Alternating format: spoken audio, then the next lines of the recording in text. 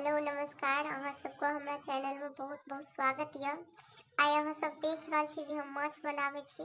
तो एत देख रहा छी जे हम मसाला माछ के तैयार कर रहा छी। एमे धनिया मिर्च हल्दी सब चीज है। और एगो कटोरी में देख रहा छी लहसुन प्याज है। और एगो कटोरी में सरसों घोलल है।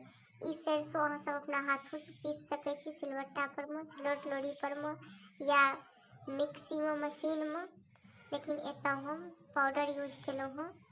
तो चलू आइ अहाँ सबके साथ हम माछ बनाबै छी और अहाँ सब बताएब कि केहन लागल अहाँ सबके वीडियो और अहूँ सब केना माछ बनाबै छी से हमरा बताएब। तो देख रहल छी ई सरसों पाउडर के घोल यऽ।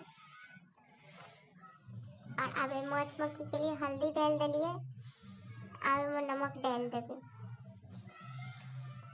लेकिन अहाँ सब जरूर बताएब कि वीडियो केहन लागल। अब देखिए छिए तो नमक डाल दिलिए एमे।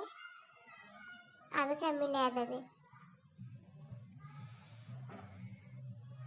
तो देख रहा छी अहाँ सब रोहु माछ ये जे अपना सब गाँव में कहल जाए रोहु माछ नीक होइ छै। तो देखियो अब एत माछ के फ्राई कर रहल छिए, माछ के तैर रहल छिए। कनी हाथ बचाइए के, हाथ नहीं पाके। तो एत देख रहल छिए माछ के तैर रहल छिए, खूब नीक से माछ तरब अहूँ सब। देख रहल छिए ई माछ तरा रहल है।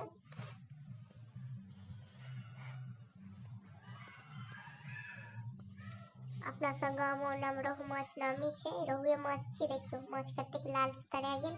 एत मसाला अहाँ सबके बतेने रही, मसाला भूज के खूब नीक से मसाला भूज के ओहिमे जतेक अहाँ सबके रस दै के हुए से रस द के, रस के बड़का के खूब नीक से खोला के और तै के बाद ओहिमे तरल मछली गिरा देलिए।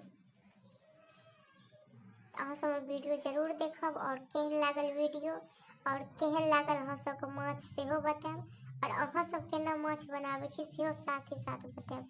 देखियो बहुत नीक कलर आबि गेलै माछक झोर से।